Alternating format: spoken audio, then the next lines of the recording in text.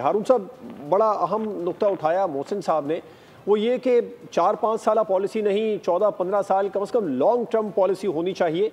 कितना ज़रूरी है लॉन्ग टर्म पॉलिसी, क्योंकि वो ये भी शिकायत कर रहे हैं कि अगर कुछ रिलीफ दिया है टैक्स पर तो पिछले साल बढ़ाया भी तो इन्होंने ही था। सर 100% मोहसिन शेखानी साहब ने भी सही बात की है और मैं भी वही अर्ज कर रहा हूँ।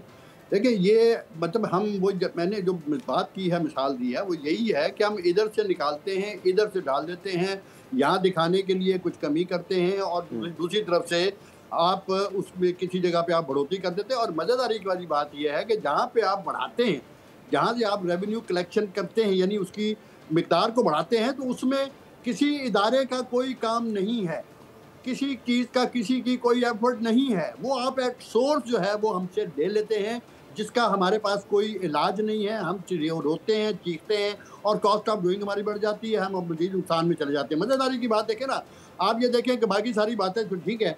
अब मुझे ये बताइए कि जो ये 10% सरकारी मशीनरी को और सरकारी मुलाजमीन को जो इन्होंने तनख्वाह बढ़ाई है, इसमें से इतने ये जो लाखों की तादाद में, इसमें से कितने सरकारी लोग जो हैं वो बिलो पॉवर्टी में रहते हैं?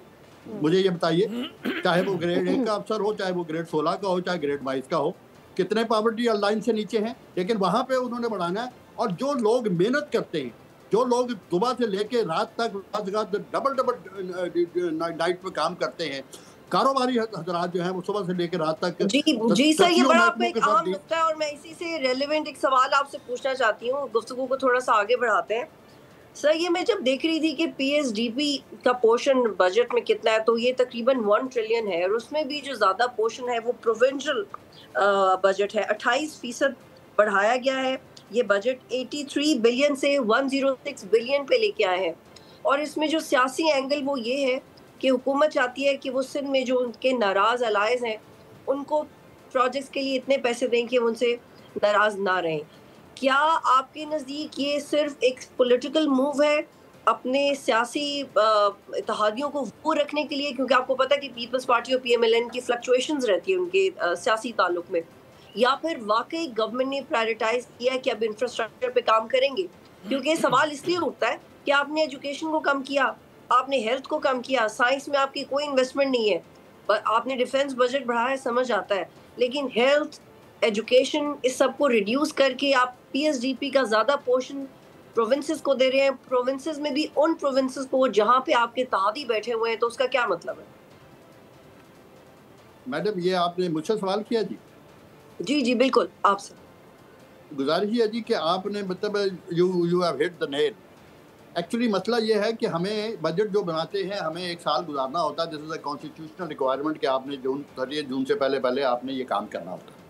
सिमिलरली आपका सर्वे ऑफ पाकिस्तान जो है, it is a constitutional requirement कि आपने बजट से पहले वो देना होता है। अब आप मुझे बताइए कि जो आपका आया है अपना सर्वे, इकोनॉमिक सर्वे, वो बजट से एक दिन पहले आया है और उसमें वो आप खुद मान रहे हैं कि यहाँ पे नीचे गया, यहाँ पे नीचे गया, यहाँ उसको किसने नज़र में रख के अगला बजट बनाया? नो, किसी ने नहीं बनाया। बजट जो बनता है वो यही मैंने आपसे अर्ज किया कि वो फिगर वर्क, वो कमिटमेंट जो आपके डोनर एजेंसीज के साथ है, वो कमिटमेंट जो आपके पार्लियामेंटेरियंस के साथ है, वो कमिटमेंट जो आपके अलाइज के साथ है, वो कमिटमेंट जो आपके प्रोविंसेस के साथ है, आपने उनको पूरा करना है, क्योंकि आपने अगले 5 साल 4 साल अपनी टर्म पूरी करनी है। मसला यह है, मेरी कोई किसी को, लेकिन सर फिर ये थोड़ा आर्ग्यूमेंट भी हो जाएगा इसमें। आप समझने के लिए आपसे बात करें तो फिर आपने अपनी टर्म पूरी करनी है, वही ज्यादा जरूरी है, या आपने आईएमएफ के साथ भी टर्म? ये 10 साल में ये तकरीबन 1702 प्रोजेक्ट्स हैं जो 10 साल में पूरे होने। मैडम गुजारिश ये है कि देखिए आफ्टर 18th अमेंडमेंट प्रोविंशियल जो हमने ऑटोनॉमी दी थी, उसमें किस लिए दिया था? सिर्फ क्या इख्तियारात दिए थे कि आपको कोई पूछेगा नहीं, ये नहीं करेगा? आपके ऊपर कुछ जिम्मेदारियां भी तो बनती है ना प्रोविंसेस की। वो अपने अखराजात जो हैं अपने सोर्सेज से, अपनी टैक्सेशन से, एग्रीकल्चर का जिम्मेदारियों से ज़्यादा इत्तेहादियों का प्रेशर भी होता है फारूकी साहब, क्योंकि बार बार फिर मुख्तलिफ कार्ड्स खेले जाते हैं। सब्सक्राइब करें और बेल दबाएं ताकि कोई खबर रह न जाए।